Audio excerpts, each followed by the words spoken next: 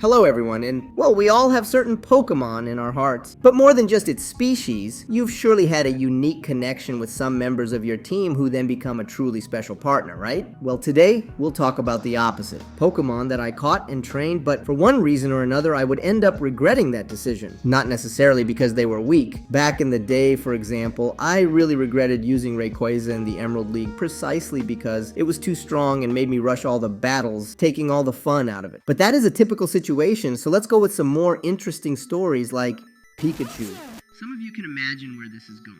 Hey, but my voice is going to get back to normal, right? Pokémon Yellow is one of the games I was most excited to get as a child. And it's funny because by the time I got a secondhand cartridge, we were already in the middle of the 4th gen, but even so, the promise of some changes in the adventure and the prospect of having all 3 starters on the same team were things that as a kid, well, you know. One of the things that most caught my eye in that version was of course the protagonist Pikachu. And since the whole game was so centered around it, I was convinced that at some point it would learn some amazing move. Or we could access those secret fields in Pallet Town to unlock a hidden evolution there, or I don't know, I thought something would happen to set it apart from the others. It was a real letdown for me to find that it was just a run-of-the-mill Pikachu from the Viridian Forest because it's already a terrible Pokemon for the adventure, and without even being able to evolve, its moveset is extremely restricted, and excluding its acceptable speed, it has also awful stats. No matter how much of an homage to the anime it was, it felt very annoying that the game almost forced you to bring such a bad Pokemon in the team, unless you wanted to leave it on the PC and be tried for war crimes, of course. Even the surfing minigame was not unlocked with the main Pikachu. Instead, you needed to transfer one from Pokemon Stadium. Seriously, what was wrong with them? At least they learned from that before Let's Go. Well, from that and nothing else. They made some improvements to the starter Pikachu and Eevee so that the new generations didn't have to deal with this frustrating experience. But at least there were the other 3 starters to somewhat redeem such disappointment. And speaking about that, here we have another one of the biggest traumas in my team, Charmeleon. Even though Pokemon Yellow took away a bit of my enthusiasm to go on a journey with the 3 starters in my beloved leaf green version, the desire was still burning inside me. But it was a very hard task since, as I said, it was the 4th gen era, and the few around me who still played Game Boy Advance games from time to time logically just did it on their Nintendo DS, which was incompatible with the link cable and wireless adapter, so trading Pokemon was kinda tricky. But one day the stars aligned, and all of us coincidentally brought our Game Boy Advance to trade Pokemon. I was barely at the 4th badge, but I got a Charmeleon, an Ivysaur, and a Wartortle in my team, so I could finally enjoy my long-awaited adventure with the perfect team. But suddenly, without any warning, Arceus punished my greed. A few hours after the trade, when I checked my team, I found out that Charmeleon had turned into a bad egg. For those who don't know, a bad egg is an error handler that occurs when a Pokemon's data is corrupted, replacing its properties with that of an egg with a unique description that says it will take a long time to hatch, although they almost never do that. And you'd better pray that it doesn't, because in the unlikely chance that it does hatch, it can cause serious damage to the game, corrupting and deleting the entire save file. But on top of that, it cannot be released. And if it's on the team or in a PC box, the Pokemon around it will likely also get infected and turn into a bad egg. That's what happens when you buy eggs from stressed chickens. The best thing you can do is evacuate the rest of your Pokemon, leave it alone in a box so that it doesn't make contact with anything, and avoid checking its data or interacting with its menus. That's what happened with my Charmeleon, because for some strange reason, the game detected it as a threat and bam, it turned it into this son of a glitch.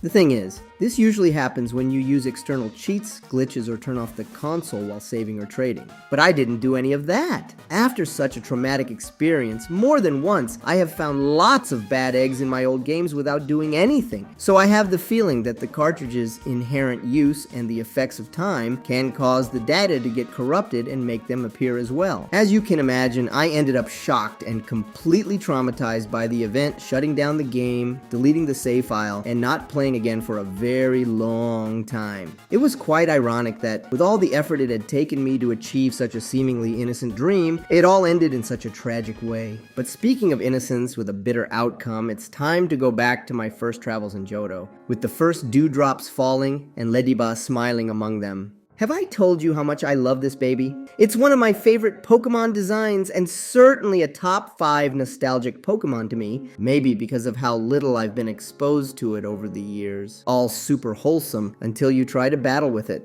Being a Pokémon exclusive from the Silver version, I learned from a bug catcher's phone tips that it only appeared early in the morning. Getting up early for a game on weekends was not a problem at that time when I had plenty of time to play, plus the Pokémon anime was broadcasted at ungodly hours before dawn. So, in one of those early mornings, and at the same time that my adventure started, I went to one of the places where it was rumored to appear and caught it to start the journey together. The hours of play kept going. Leddyba evolved, the game progressed, and I really tried my best to make it a useful member of the team. But it was impossible.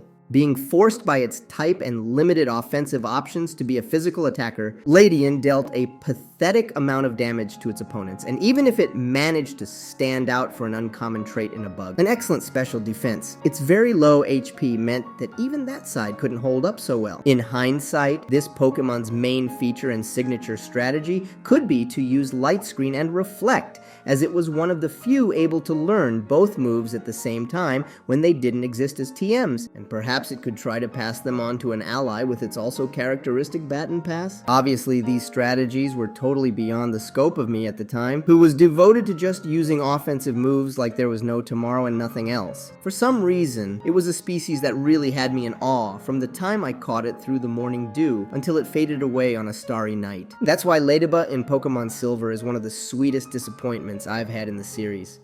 But now let's go from the beginning of the adventure to the final moments. The end of the journey in my native Johto. After many times of getting stuck and overcoming obstacles more or less smoothly, we finally arrived at the gates of the Pokemon League. And the persistence of so many characters saying that a challenge unlike anything I had ever faced before was coming worried and excited me at the same time. Lost in my thoughts. With Claire's Rising badge already in my hands and the brand new Master Ball in my inventory, I was looking for strong Pokemon to take on the challenge outside the city, when on the south route, it appeared.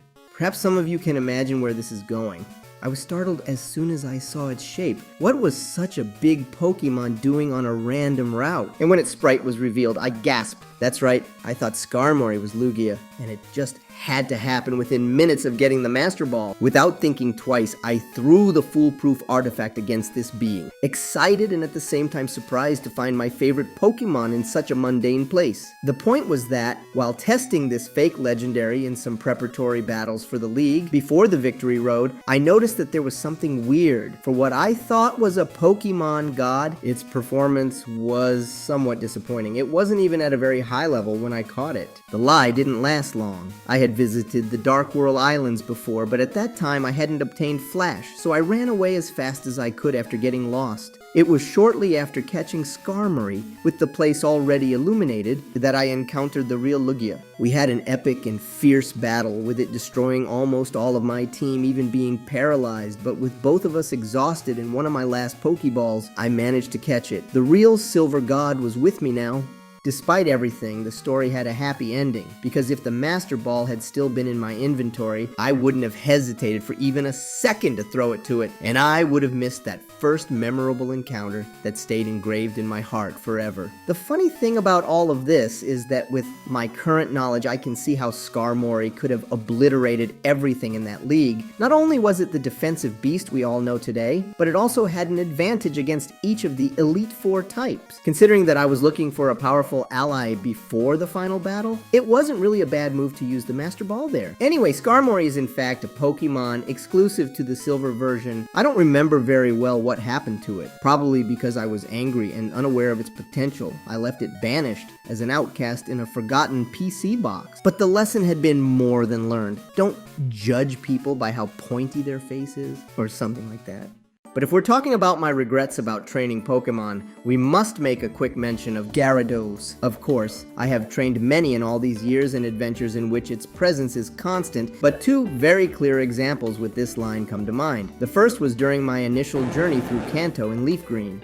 You see, when I was a kid, I received the Game Boy Advance SP Anxiety Disorder Edition a little later than my friends, but one afternoon long before I got it, one of them saw me suffering the weight and had pity on me, letting me borrow it until the next morning. As if heaven had enlightened me, I rushed home to play for as long as possible, of course without saving the game to return it the next day. On that night, full of illusions in every corner, I remember barely reaching Mount Moon, where I found a passerby selling a Magikarp. The next day I had to give back the Game Boy, but that data was still in my head. And when I got my own leaf green, I bought it without hesitation and trained it the old-fashioned way, without the experience share or anything like that. Those of you who have ever done it know what an ordeal it is to train a Magikarp like that. I had a really hard time, but I finally made it and was able to face the gym of the awesome Misty with a monstrous like that. It was tough, but if that salesman was so insistent that it was an offer you can't ignore, it was probably because Magikarp was rare in Kanto and you couldn't get this powerful Pokemon in any other way, right?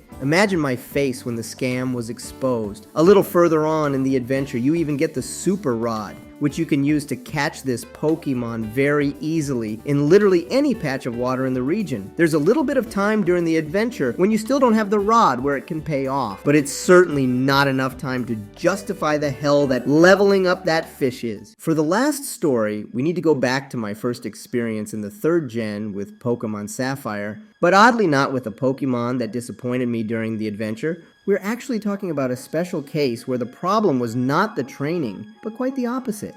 God knows how, I found out that a Wailord was necessary to unlock the sealed chamber and solve the mystery of the Regis. The problem was that I had 2 big misconceptions about Wailmer, don't ask me why. The first one was that this Pokemon evolved later than any other in the world. I think it was at like level 70. I have no idea where that nonsense came from, but that's only the first part of the story. I don't remember where exactly I got this info either, although I think someone in the school lunchroom must have said it or something like that as usual, but I heard that in Pacifidlog Town you could, on rare occasions, catch Wailmers at very high levels, above 70, so you could immediately evolve one as soon as you caught it. The only thing left to do was to hope for luck, and I remember perfectly well the long mornings I spent that weekend fishing non-stop like an addict in my quest for that Wailmer boss that would supposedly save me the time and effort of grinding to have it at such an exaggerated level. It's quite a paradox to think about the fact that Wailmer stronger than usual actually appears in that place over level 40 to which this Pokemon really evolves. Any one of them would have been fine, but I ran away again and again because I considered them to be not enough due to that false belief, looking for a chimera that was fading away as the sunset was approaching. I had wasted all that time and was returning empty-handed, but sailing the sea in utter failure at sunset, a fateful meeting took place. A wild Wailord appeared on a nearby route while I was using surf without even the annoying ritual of fishing, and at a ridiculously low level compared to what it was looking for. It was a providential meeting, paradoxical as it was both an act of mercy for all the time lost and the ultimate evidence of how wrong I was. But at the end of the day, it's fascinating how the luck and unpredictability of each person's journey can lead to such unforgettable moments and lessons. But what about you? Do you regret having trained or caught a Pokemon in your adventures through the series? Feel free to share your stories in the comments below, and if you're still hungry for more, you can watch the latest videos about the most nerfed and buffed Pokemon. Be nice!